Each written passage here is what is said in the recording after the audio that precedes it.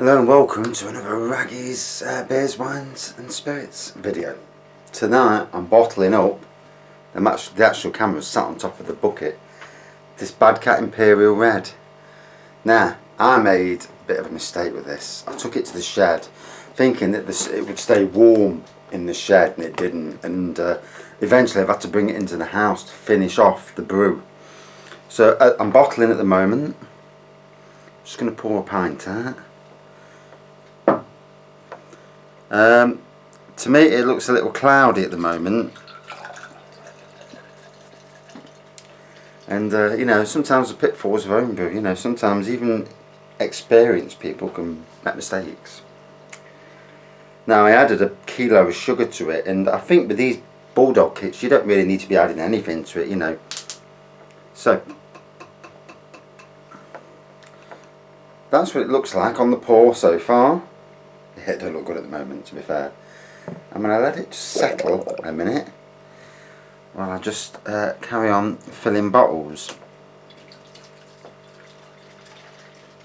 Yeah, so I bought it into the house a week ago because to me it still tastes of sugar, and obviously if it tastes of sugar it's not right. And then tonight, a few hours ago, I forgot to read the bloody instructions. So I forgot all about the hops that have got to go in,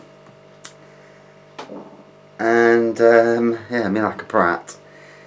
So I forgot all about the hops. So I've added the hops about 5 hours, about 3 hours ago, sorry, and I'm bottling at this stage now. Now the thing with adding the hops late on is that you get the full hop taste. So in some ways, some ways that's actually a good thing.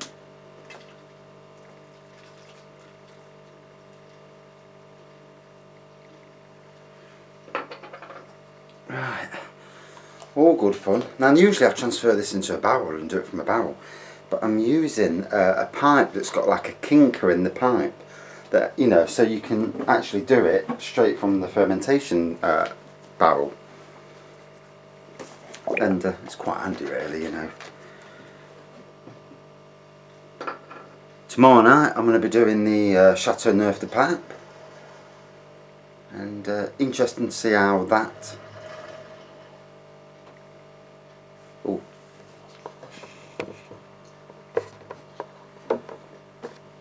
this is what you get when you don't watch. So what's happened here? Flip me 5. Talk about making schoolboy errors. There we go. Where can I put this? Yes, talk about making schoolboy errors. I've let the bloody thing. Yeah. So as I'm draining, I've let this come out. So I'm going to leave it like that for now. So there's the colour. It's got a red tinge to it. It is cloudy, you know, I'm not going to lie. There's carbonation there. A little bit of a white head on the top. Obviously, it is cloudy.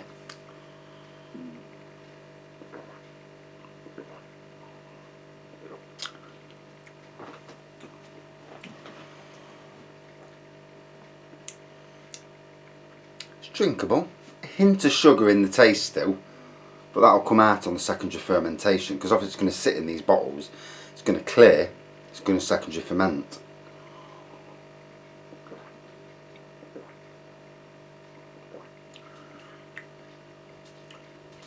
Yeah, I've definitely gone wrong with this brew. It's not as strong as I thought it'd be, but saying that, these Bulldog kits, they're very, very deceiving. You think I've done it before where I've done a kit and it didn't turn out right, to me anyway, and bugger me, I drank it a month and a half later after I've let it matured, and it was as strong as they come. So, you know, it's not always a thing that you've dropped a major bollock, you know.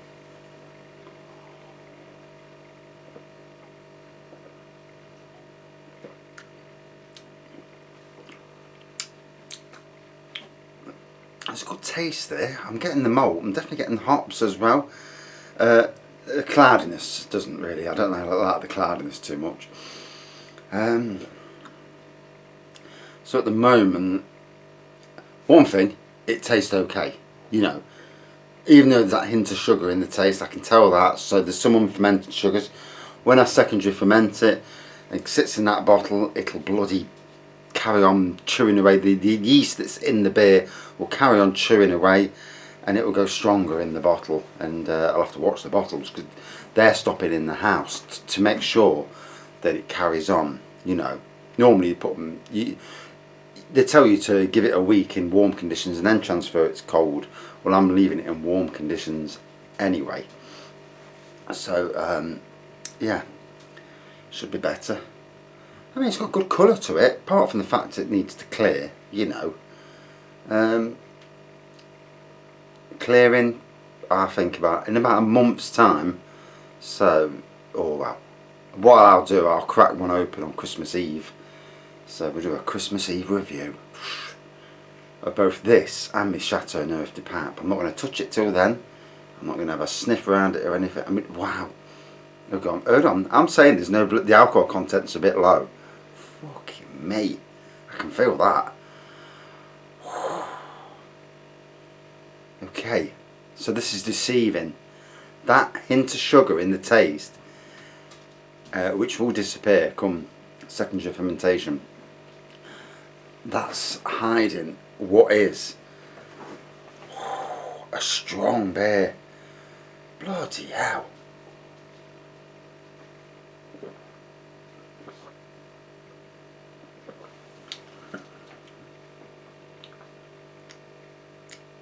Once I bypass that annoying bloody sugar taste that I've done, that's me adding that kilo of sugar, you know, I'm sure it is, or the coldness of the shed. A couple of schoolboy errors there. I think more or less it was the coldness of the shed. What it is, I should use brewing belts. You know, if I'm gonna brew it in the shed, I should put a belt on. So schoolboy error, you know. So sometimes even those who've been brewing for 15 years, you know, get it wrong. Hey ho. But yeah, God, it's got some strength to it. And it's palatable as well. You know, Imperial Red craft beer. Wow.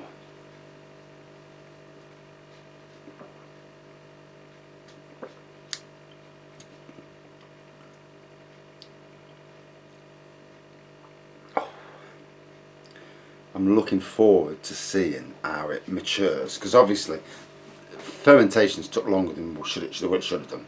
In the summer, this had been done in about 4 days. It's been 3 weeks, you know. All down to the coldness of the shed. The temperatures dipped quickly from the initial, when I first put it in. You know, winter came on as well. Autumn and winter came very quickly, and that's what's so, you know, a bit of a schoolboy hour this time of year. Should have brought them in earlier. You know, I was worried. I've said it in different updates. I was worried. So. Yeah, it's hazy. So it's an hazy red pour at the moment. Not much of a head on, to be honest. Aroma of malt and hops. I added Amarillo hops tonight to the brew. They've only had a few hours, but it does say add them late and you get more hoppy. Now I'm putting them into bottles. Here's the bottles here.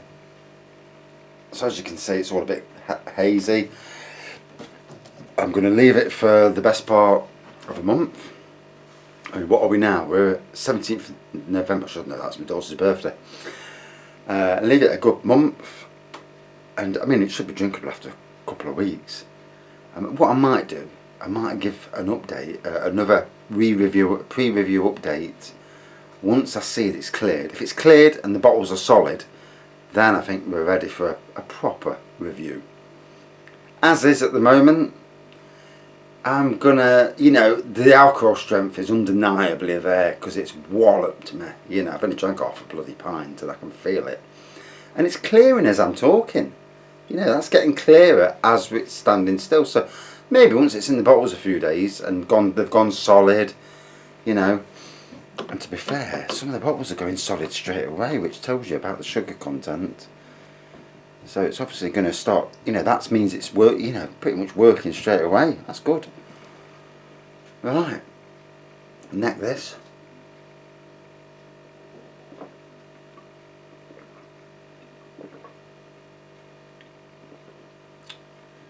Wow. So apart from that sugar taste, I can taste the sugar. It's a quaffable beer and strong, but the sugar does put me off a bit. Out of 5 then. At the moment I'm going to give it a low score, simply because it don't taste as it should do. But I know that it will come round. I can tell it. All my beers, once they've matured, have matured fantastically. Bloody hell, my cherry beer was good at this stage. By the time it got to a few months later, it was amazing. You know, it was something out of this world, and one day I'll do another brew. Yeah, so about 3.5 out of 5. Right, I'm going to crack on, get the rest bottled, and I'll do that off camera. Thanks for watching, see you soon.